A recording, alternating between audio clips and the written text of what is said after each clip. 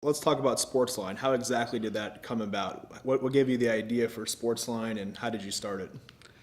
Well, I was looking for something to do, and I looked at a couple of other opportunities, but I was a heavy user of online services back then. I was a member of both Prodigy and CompuServe, and I used to check stock quotes and information. There was no internet at that point, at least no commercial internet.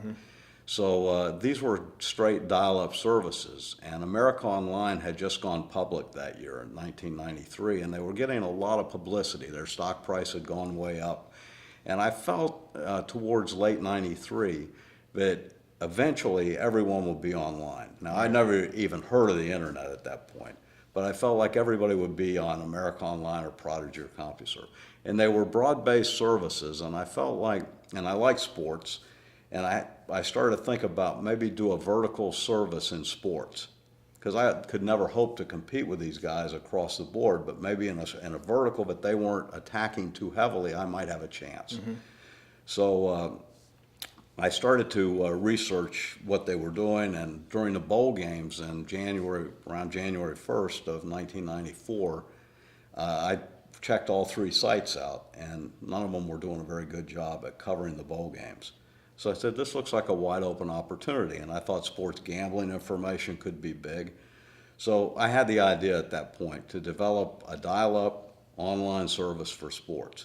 I had no clue how to do it, but I felt like there would be a great market if I could get it done. So I needed to find the right people to help me get it done, and we did over the next year. And prior to really raising a lot of money and spending a lot of money, the internet kind of made a breakthrough at the end of 1994. That's when Netscape started to download free browsers. That's when Netcom went public, and they were the first internet service provider, national internet service provider. Everything was really slow. You could not imagine at that time that we could do all the things on the internet that we're doing now. But it was a real breakthrough, and I decided right at the early part of 1995, January 95, to base the service on the internet. To get the company going, did you use your own money to start it up, or did you also use investors right from the beginning, though? Well, I started out, I knew I needed a business plan and I needed a prototype to start raising money. So I put in the initial money. I put in $200,000 of my own money.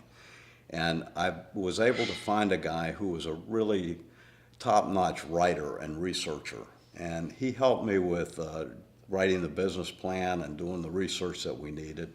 And I found another guy who was able to develop a prototype that was a suitcase-sized computer that I had to carry around to show people what it would look like. And we plagiarized videos from different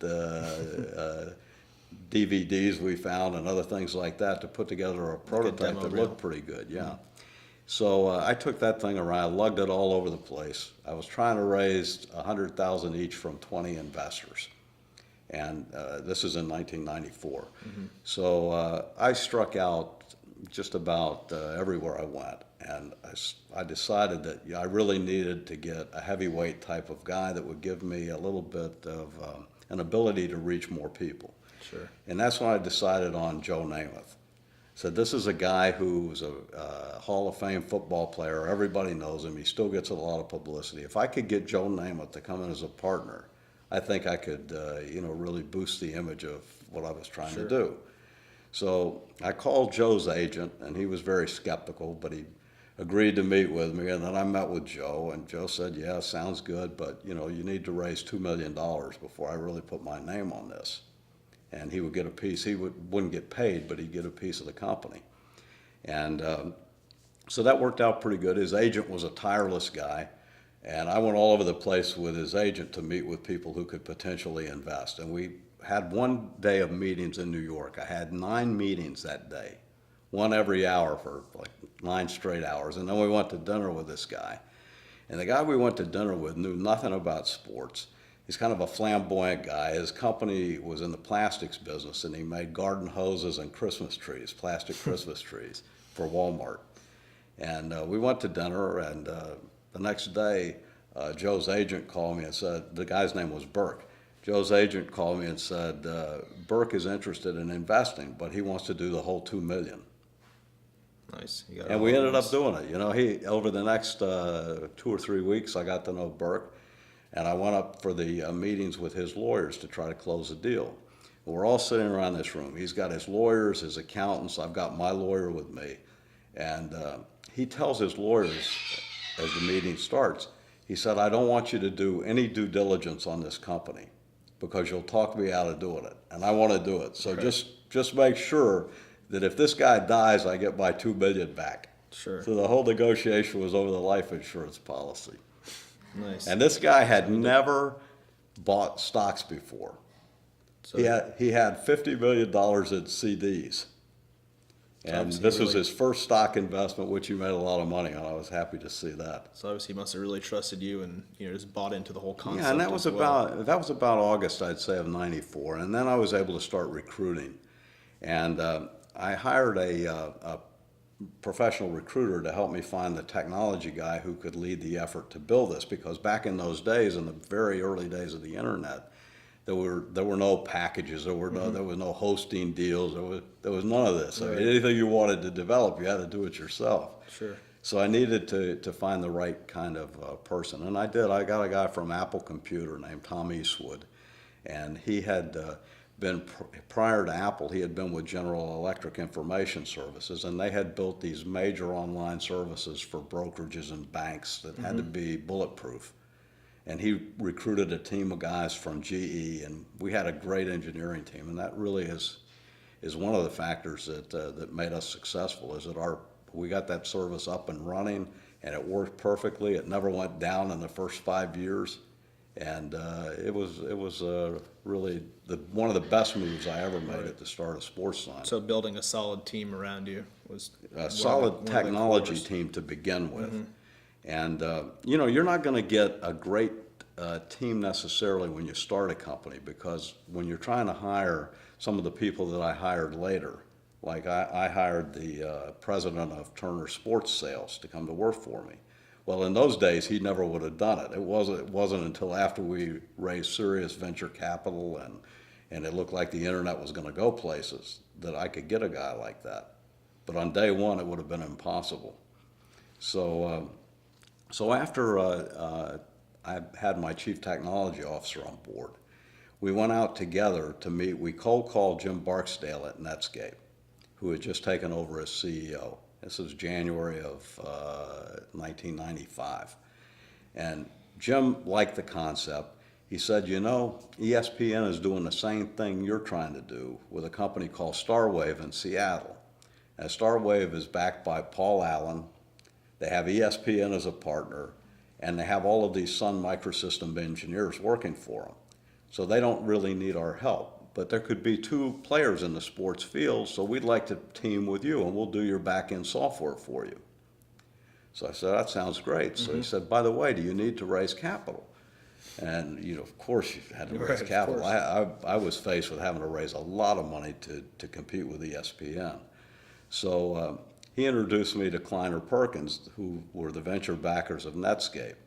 And Kleiner Perkins was very interested in the deal. They put up $3 million to start with, which ultimately led to us raising $40 million in venture capital over the next couple of years. And that was before you went public? Before we went public, yeah. We had a number of major venture backers, including Kleiner Perkins, New York Life, Reuters, TCI. We had a pretty good group of backers. And each one of those backers contributed a director. So some of my directors were very strong too, including Mickey Schulhoff, who's the former CEO of Sony, Joe Lacob, who owns the Golden State Warriors today. So some very strong guys. It really helped a lot. So fast forwarding a little bit, you then eventually took the company public, obviously raised millions of dollars, and tell us about how that affected your company and what Sportsline was able to do shortly after that.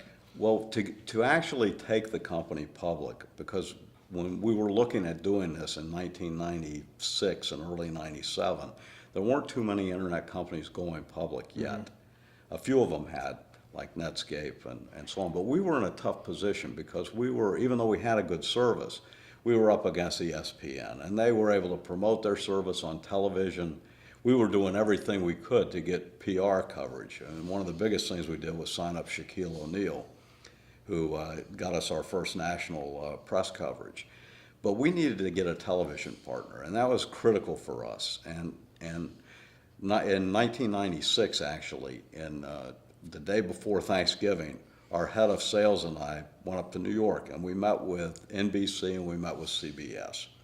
And where we got a lucky break is that CBS had just announced a new president for sports, Sean McManus. And I had met Sean when he was at IMG. They were our marketing partner. So Sean was open to the idea, even though he didn't even know how to use a computer himself. He was open to the idea of doing this, and he had a guy working for him who was really gung-ho about it. So over the next 5 months, we negotiated a deal with CBS where they would become a minority partner in the company, and they would promote Sportsline on all of their sports programming, and the service would be renamed CBS Sportsline. And that singular event was probably the most important thing in our history, because that gave us the credibility to take the company public in late '97. It also gave us the credibility in 1997 to sign up Tiger Woods and Michael Jordan, which were the two biggest names in sports. Tell us about some of those deals. How did you end up doing a deal with Michael Jordan? It wasn't easy because his agents are really tough guys. They're hard to deal with, and they drive a very hard bargain. And Michael Jordan's sponsors included Nike and Sara Lee and all of these major corporations. Right. So every one of them were paying him millions of dollars. So I had to start out by saying we can't pay any cash, we can only do stock. So my big sales job, and it was the same with Shaquille O'Neal and Tiger Woods, my big sales pitch to these agents was that the internet was going to be big. We were going to take the company public. They'd get stock options that would be worth way more than what we could pay them in cash. And they ended up going for that, and it turned out to be great for them too. They ended up making some money. Yeah. So do you feel like having some of these superstar athletes was almost a key factor in It was a sports key line? factor in the early days because we needed to get as much publicity as we could. Sure. And we were really lacking in national publicity until we signed Shaquille O'Neal in '96. That was the first time that we really were on national television. We had a big press conference in New York where Shaq was there, I was there, and we did the introduction. And he had a website, a crude website that was built by Microsoft. So he was leaving Microsoft to come with us. And he was also in the process of deciding where he was going to go because he was a free agent. He was playing for Orlando at that point, and there was a lot of speculation that he might go to the Knicks or he might go to the Lakers. So when it was announced that he would be present at this press conference, the whole room filled up. I mean, we had television cameras all over the place. We had all of the print media was there. We were on all of the ABC affiliates nationwide. We were on CNN, and that was really a breakthrough for us. So what were some more of the highlights of Sportsline in your career? I think some of the big steps after we did the deal with CBS was really to start generating revenue in a significant way. And to do that, we needed a very strong sales force. And unlike a lot of internet companies, like a Yahoo, for example, that relied on people doing a search and finding a keyword they were interested in and clicking on it to take them someplace, we weren't like that. We were a destination site. Nobody was coming to Sportsline to go look for something else. They were there to find out what was going on in sports, news, information, fantasy leagues. So I kind of felt that for us to be successful in advertising, we needed not an internet strategy, we needed more of a television strategy. Because on television, when you watch a sports program, you're not going to link to somewhere else. You're getting that brand advertising, whether it's beer, whether it's cars or fast food or technology or whatever it is. So we felt that we needed a sales staff that was oriented towards selling advertising to people who sponsored sports on TV. And that's where I had the idea to bring in a guy from that industry. And I found a guy who was president of sports sales for Turner and brought him in, and he was used to fighting the big guys like CBS and ABC and all of them. So when he came in, that made all the difference in the world, and he built a very strong sales team. And the way we were able to sell advertising successfully is that we would figure out who had the game on TV. Let's say it was U.S. Open tennis, and Cadillac was a sponsor, and IBM was a sponsor. Well, we would say, okay, let's go to those guys. Let's go to IBM. Let's go to Cadillac, Right. and say, look, you can extend your brand. You know, you're going to be on the television broadcast anyway, but now you can extend your brand to the internet where it's 24/7, and you'll reach the same demographic, the higher end of that demographic, and that was a very successful sales approach. So what were some of the major challenges you faced, and how did you overcome those challenges, and kind of what are some big lessons that you learned that you can kind of share with others? Well, I think anybody would tell you, any successful entrepreneur would tell you, never take no for an answer. And you had to keep working some of these deals, and there were deals that looked like they would never happen, but if with time and perseverance, we made most of them come through at the end. The best example of that was the NFL. When I first started and we launched our product, the NFL had already committed to have their own site built by ESPN. Mm-hmm. So NFL.com was produced by our main rival. And when we started the season in 1995, we were going to put up all of the play-by-play for every NFL game on our site. So we did that, and the NFL sued us. They said that on the Monday after the first Sunday games in 1995, we got sued by the NFL. And so I had to spend a lot of time working things out with them, coming up with a license agreement, all this kind of stuff. And every time that the site would come up again for renewal on NFL.com, they would continue to renew with ESPN. And finally, they changed the management in that group. And in 2001, we put together the biggest internet deal that had ever been done up to that point. And we secured the rights to NFL.com along with America Online and with CBS. It was a 4-group deal, and every group had a contract with every other one. And this thing was a monster to negotiate. AOL put up $120 million. We built the site, sold the advertising, and split the revenues with all the parties, and CBS promoted it on TV. So it was a really great deal. Oh, that's pretty awesome. But it was a deal that took 5 or 6 years to actually put together. NFL.com was a huge deal for us, for sure. But there were a lot of other cases where initially we were turned down. In the IPO process, I tried to do an IPO probably a year earlier, and we just weren't ready for it. And I met with a lot of investment bankers, and it looked like we were going to go down that road. Then we pulled back. But ultimately, we were able to be successful. We found a group of underwriters that were led by Roberts and Stevens. And in November of 1997, we went public. We raised $32 million at $8 a share. And we were trying to sell the stock at $10.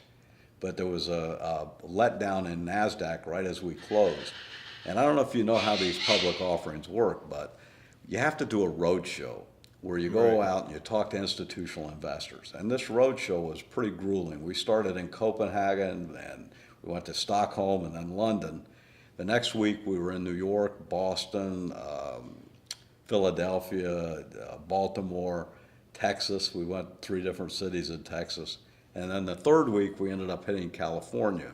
And when we and finally wound up the whole roadshow in Denver. And it was snowing in Denver. And we had to do the final pricing on the deal with the bankers. They would tell us. So we're on a conference call. We're in the limousine, and we're at Denver Airport. And my chief financial officer and I are on cell phones, and there are about 30 other people on the call, including representatives from the 3 different investment bankers, our lawyers, their lawyers, the auditing firms. It was just tons of people. And at the end of the day, it came down to Fidelity, who was the biggest investor in it. And they would agree only to pay $8. And we were pushing for a higher number. And I said, look, my motto in business, and this is a good thing for entrepreneurs to know, is to take the money, which we did. You know, I think too many times people turn down offers at certain valuations, and then later they wish they would have taken them. So even though we were disappointed in the price, we took the offer. We raised $30 million, and then right after the first of the year, internet stocks started taking off, and our stock by the end of January was at $20, and it started to still creep up during the month of February. And the guys at Robertson Stevens called me back and said, look, you want to raise more money because the stock is going up, so let's file and do a secondary offering. So when we filed for a secondary offering in March, our stock was at about 26. And we got on the roadshow again, and this time we're pros at it. You know, we've been through it already. And we finished the roadshow this time in San Diego. And the stock had just closed that day at 37 5/8. So we did the secondary deal at a number more than 4 times what we did on the IPO 4 months earlier. That's awesome. Raised $150 million. Our investors, some of the guys that worked in the company, all that, we were able to take half of that. The other half went into the company. So that was the first time that any of us ever really cashed out, you know, and that was in 1998, about April. So about how many years of work went into that until you had that huge success, would you say? Well, it was 4 years. 4 years. But, you know, it was a lot of things had to happen the right way, and some things didn't happen as well as we wanted them to. But again, we were up against some very, very tough competition in ESPN. It was good and bad. I think the hard part of it was being up against a giant like that was always a big challenge, and it was always a challenge to our credibility as to how could we ever compete with them. But on the other hand, because we were in it along with ESPN, it kind of discouraged other people from getting into it. And it was hard for anyone else to raise money to compete with us. So from that standpoint, it was good.